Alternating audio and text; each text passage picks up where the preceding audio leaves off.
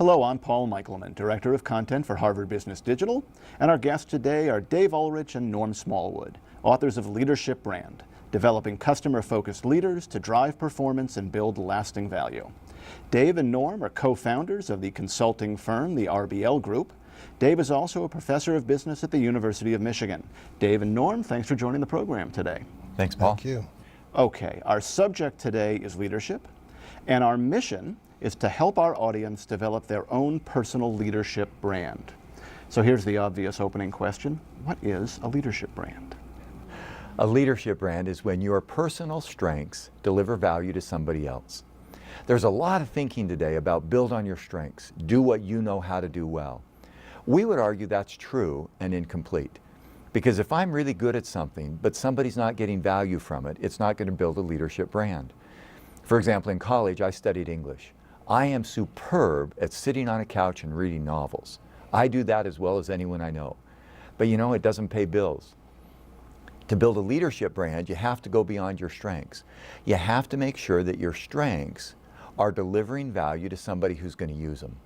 And when you can do that, you build an identity, a brand is an identity, in the mind of those who use your strengths.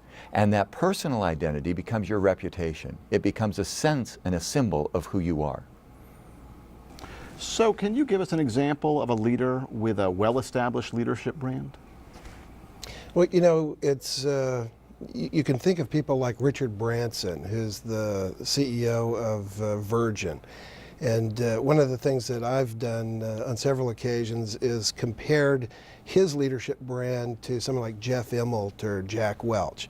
And so you see Richard Branson is very playful when he's in public, and I'm sure that's the way he is in person. So he's playful, he's very innovative, he's very casual in terms of his demeanor, doesn't wear a suit, he's not ever wearing a tie, he lives on a Caribbean island, so he's got this, or not a Caribbean island, but an island somewhere that we all want to be. Whereas, and that connects to the firm brand or the image of that we have about Virgin. They're innovative. They're kind of a playful company. They're on the cutting edge. They're more casual. Whereas if you think about a GE, so you think about a Jeff Immelt or a Jack Welch, just a lot more around their style tends to be a little bit more serious, more gravitas. Always wearing a suit, talking about accountability and execution and keeping our promises and their strategy. And so just a much different style that also reflects the kind of company that a General Electric is. So very different styles, both very different brands and identities, and both kind of fit the firms that they represent. Okay. So let's say, for the sake of discussion, that I want to develop a leadership brand for myself. How do I go about doing it? My sense is you've already got one. Because you have an identity, you have a reputation, you have a way that you're known by others. The way we would start, though, is to say two things at the same time. On the one hand, what am I good at doing? Not just what are my strengths, but what are my predispositions? Am I predisposed to questions and inquiry? Am I predisposed to discipline and rationality? But on the other hand, who are the audiences that I'm trying to serve?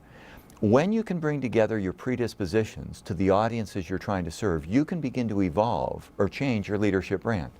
Paul, you want to be known as a thought leader. You want to be known as somebody who's gifted, and you're already both of those things, but you want to be even better. You're too kind. Probably, but that's okay. But you want to be even better at it.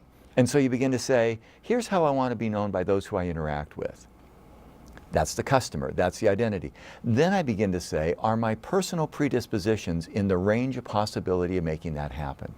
I wanted to be known as a decent teacher. So I spent a lot of time learning how to teach. That even though I tend to be an introvert, I'm introverted by nature, I'm predisposed to that, I can build my personal brand. So the building of a personal brand begins by understanding who we are and how we want to be known by those we need to serve.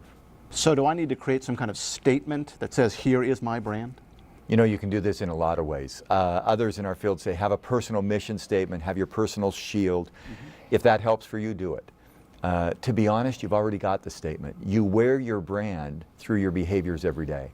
We would just like you to be conscious of what that is and to be aware that the identity that I create can in fact deliver value to those whom I'm trying to serve. We also think that this leadership brand at personal level applies at every level of the firm. A CEO creates a brand that he or she may be known for that affects the whole organization. But so does an executive, so does a senior vice president, a vice president, a director, a manager, a first-line supervisor. Employees all the way through create their brand. And the one thing we highlight is it's not just building on your strengths. We agree with that work, but it's incomplete. It's building on your strengths that will deliver value to those you're trying to serve. When we make that connection, then we have a real brand. How do I was just going to add just one other piece of that. One of the things that we've seen people play with when they're going through the process of trying to identify their personal brand and connect it to that firm brand or how they want to be known to their stakeholders is the process of really examining whether they really buy into the mission and identity of the company that they're a part of. And that's a really important conversation because you spend so much of your life working in an organization that you want to be sure that that where that is really does reflect where you want to build your own skills and sets of experiences. Okay, so let's say I've effectively developed my leadership brand. How do I assess how effective it is? Is there a way to do that? The simple line we've had is put your head on a swivel. Look around. It's not just what I'm doing, but it's how others are responding to what I'm doing. So as you try to tell a joke, did anybody laugh? As you try to set a vision, did anybody get motivated? As you try to engage others, did they follow? Listen and observe your own behaviors. It's almost like looking in a mirror at your leadership style. And by becoming self-aware, we get helpful. Now, the other thing that we have found that's helpful is we often can see our strengths, we don't see our weaknesses. And so get people who will be honest with us. For me, that happens to be my wife. She's gifted at telling me things I need to improve. What a gift that is, because she'll let me know what I can be better at as I try to demonstrate my brand. So observe, watch, listen, and encourage others to give us that candid feedback. Yeah, solicit the feedback from other people. Get a coach to monitor what you're doing and give you some feedback after you go to a meeting. What you really want to know is, are the actions that I'm taking consistent with the brand that I want to have and how I want to be known? Do I need to market my brand? Or is it more subtle than that? Well, I don't think you want to market in a way that's offensive, but you clearly do want people to know what you stand for, to understand your values, and to understand that this is who I am, this is how I do things, and by communicating that, you get a really different result in terms of the way you go about delivering value to your various constituents. So does my personal leadership brand need to have a one-to-one connection with my company's brand? How much latitude do I have to be different? Should be close. If I want to be in a company that really encourages innovation, but my personal brand is focused on efficiency and cost, I'm going to be uncomfortable and the company's not going to succeed. Nordstrom has a great firm brand of service. But there are some people who just are not very good at giving service. It's not their strength, it's not their predisposition. To be honest, they probably shouldn't work there because it's not going to be good for them and it's not going to be good for the company nor the customers.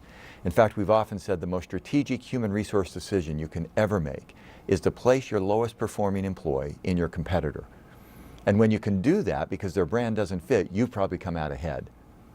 One specific example that I really recall strongly about the connection between firm brand and personal brand is a few years ago I flew into Las Vegas at a time when there was a big celebration for the number of flights that Southwest Airlines had. So as I got on the plane, I went to put my suitcase in the baggage compartment, and a flight attendant was in the baggage compartment, and she said, "Boo." And so you think about how Southwest Airlines wants to be known to its customers, and what they'll say is low price, on time, and fun. And so what this flight attendant was doing was just personifying how a customer should view them as fun. And so even though it's not always the greatest experience, the way you load and so on, flying on Southwest Airlines can be fun, and that really works for them. Dave Ulrich, Norm Smallwood, thank you very much. Thank you. Thank you, Paul.